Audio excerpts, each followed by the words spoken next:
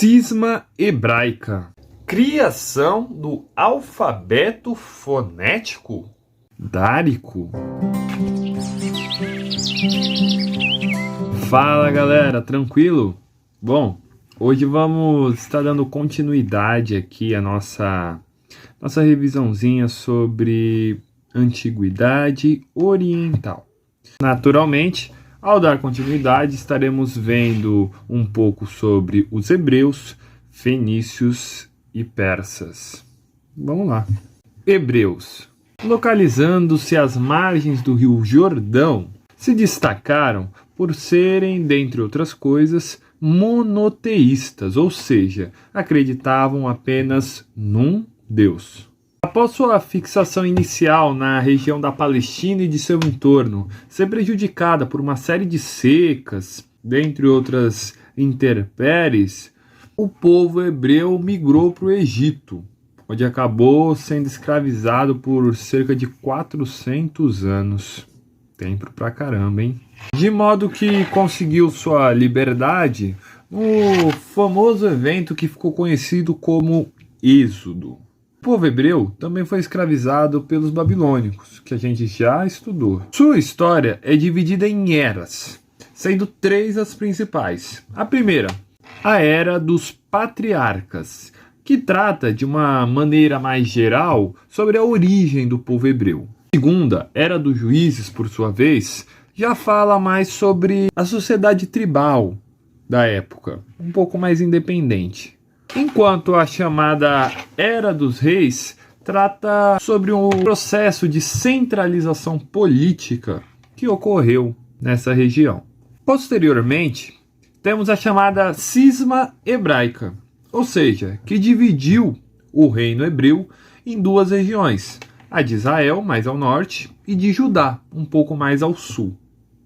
Já em meados de 70 d.C., o povo hebreu foi invadido pelo Império Romano, de modo que, com isso, acabou sofrendo a chamada diáspora hebraica, uma dispersão significativa do povo hebreu por todo o mundo. A sociedade era patriarcal e poligâmica, e a sua economia era majoritariamente agropastoril. Fenícios localizavam-se entre as montanhas do Líbano e o mar Mediterrâneo, predominantemente de litoral. Logo, destacava-se o comércio marítimo, e sua economia, sim, era majoritariamente comercial. Daí podemos notar um ponto um pouco diferente das sociedades da época.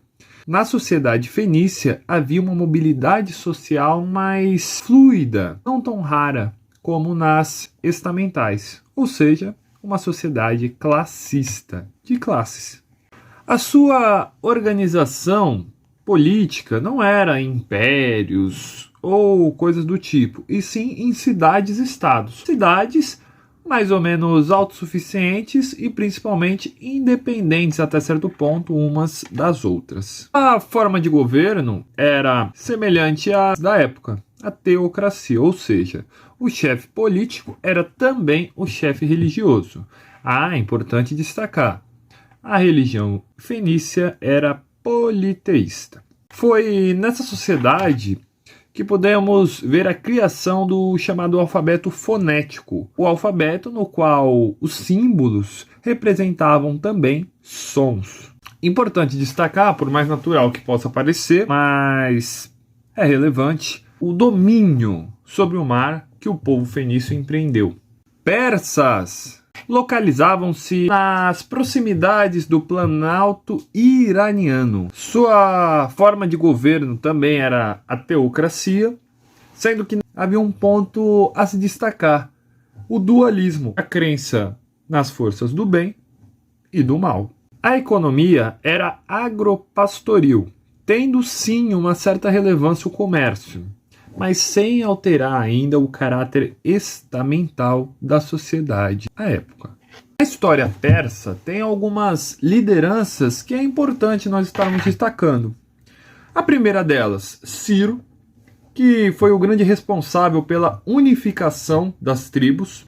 Também temos Cambises, que iniciou o crescimento, a expansão. Dário, no qual nós tivemos o auge e também a posterior separação em satrápias. E Xerxes, o líder que estava à frente quando considera-se o início da decadência dos persas. Importante destacar também o investimento em estradas, a fim de, dentre outras coisas, facilitar o comércio, a repressão a províncias rebeldes e também, naturalmente, ajudar a efetivação dos trabalhos de correios. Foi esse povo também responsável por estar criando uma das primeiras moedas confiáveis, por assim dizer, da nossa história, o dárico, sim, o que, sem sombra de dúvidas, auxiliou no desenvolvimento comercial dos persas. E aí, pessoal, gostaram? Hoje nós vimos sobre 3 povos, né? Os hebreus, persas e fenícios, e no mais é isso. Se tiverem gostado, só deixar o gostei, compartilhar, nos apoiar para que nosso trabalho possa continuar seguindo em frente, certo?